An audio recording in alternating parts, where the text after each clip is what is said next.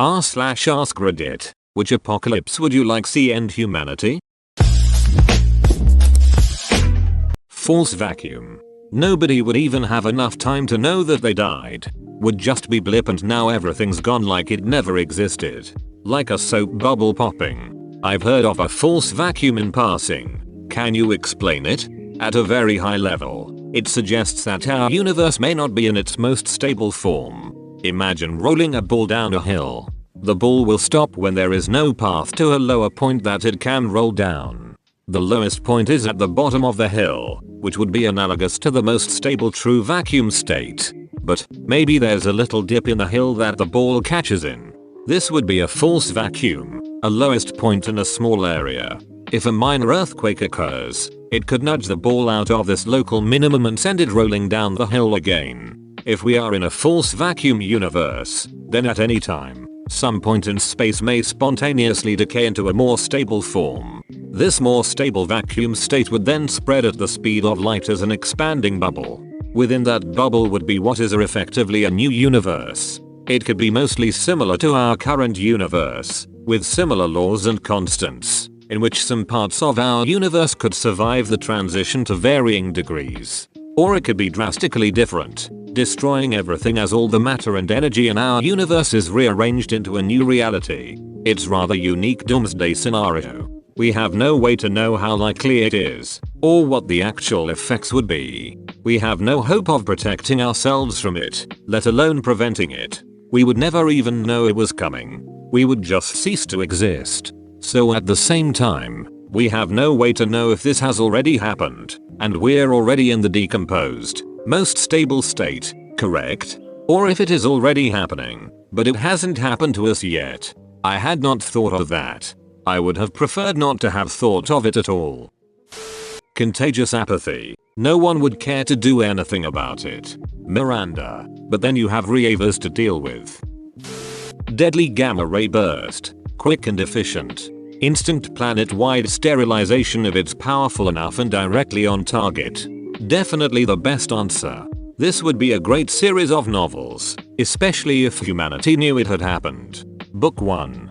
Paper. The first chapter is the immediate aftermath. Most of humanity is in disbelief, thinks it's a hoax or nonsense. The rest of the book is a year later. No baby has been conceived in 12 months, none born in 3. The truth is dawning on all, but the craziest of conspirators. Many species of insect have failed to appear and many crops fail due to lack of pollination.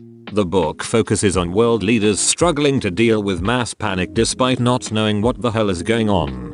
Book 2. Wood. It's been 5 years. The food industry has changed dramatically involving mass manual pollination. Billions have died before it got to this stage. Wild animals and fish have dwindled and are no longer a viable food source. Meat prices have soared.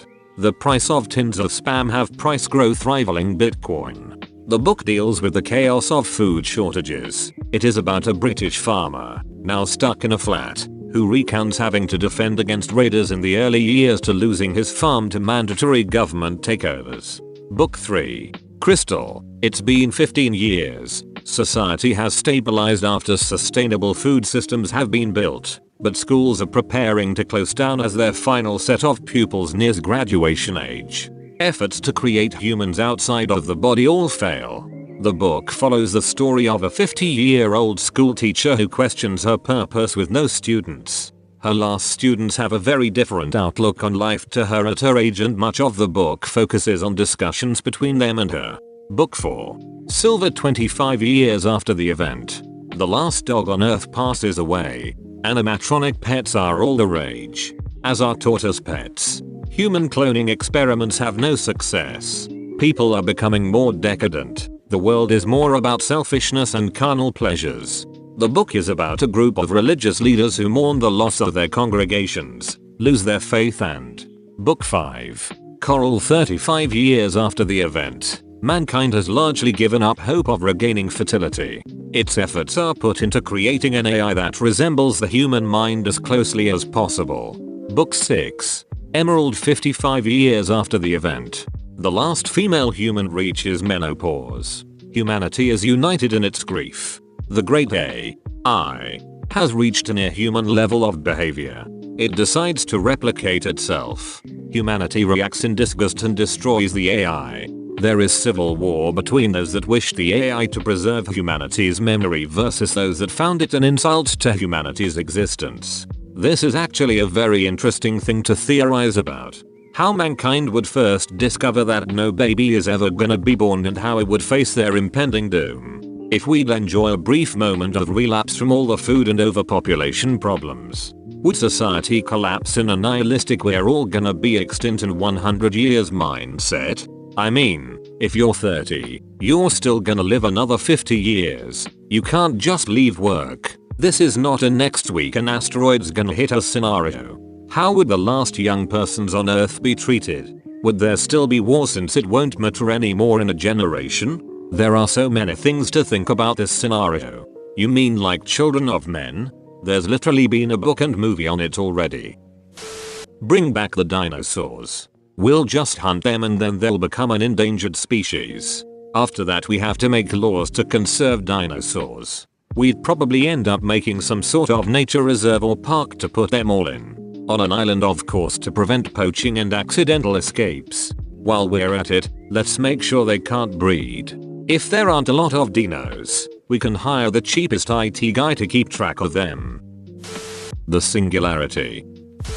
Animals taking over the world. Monkeys, dolphins or squirrels. You fricked with squirrels, Morty. Someone clones themselves and kills everyone else cause they can't control them. The Garys will wipe out all of humanity. Gary? Gary. Sucked into a black hole. I like the idea of spaghettification. Archer doesn't. Nice try, Umbrella Academy writers. You're going to have to figure out the S3 plot yourselves. LOL. I'm not going to spoil it, but they've got a lot of butterfly effect things to work from. Not to mention they kind of open up to a multiverse. The scientists tried to warn us. They really did. Like, they really tried, but we didn't listen. We were too caught up in the craze to stop. It all started back in 2051 when advances in technology made manufacturing of marshmallow fluff the cheapest thing in the world to make. People loved it too. By 2052, there wasn't a restaurant in the world that didn't have marshmallow in it.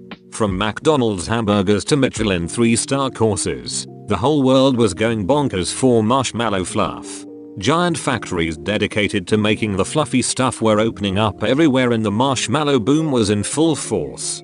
I gotta admit, I had at least one fluff witch a day, and with the new world government shipping out marshmallow fluff as part of the welfare program, there were some people whose diet was exclusively fluff. Which, all things considered, wasn't that bad. The fluff factories kept getting bigger and bigger.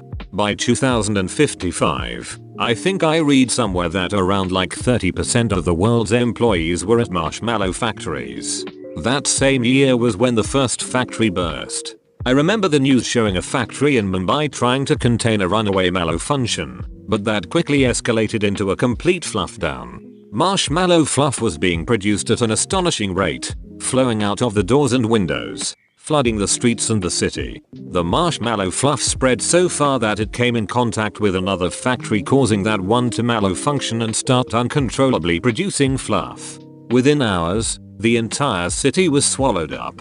Many mourned what happened, but surely there was some sort of human error that caused this tragedy. Nobody thought about shutting down factories anywhere else, except of course the doomsday preppers and leading marshmallow scientists. Our world was a marshmallow-based economy after all. Then another factory exploded in Chicago, then another in Cologne, and then soon all factories worldwide were flooding the world with sticky, hot marshmallow fluff. Millions of people died. The lucky ones were swallowed up during the initial flooding. The unlucky ones died struggling to move and get out of the fluff. Cars, trains, planes, all stuck in place. Motors and wheels were gummed up. Power generating stations soon began to malfunction and shut down due to the lack of workers to keep them running and the fact there was marshmallow fluff stuffed into every key component necessary to keep things operating. The world entered a dark marshmallow age. Who's to say how many years ago that happened? 20? 30? clocks don't work in these sticky conditions. When I step outside, the only thing before me is a barren landscape of white as far as the eyes can see, speckled with all manner of debris and poor unfortunate animals. The remaining of us will make the best of this world, but honestly, I don't think we're going to ever recover. Congrats, you've made it to the end. You're a beast. Like and subscribe for more r/ask Reddit content. It's free, so why not just do it?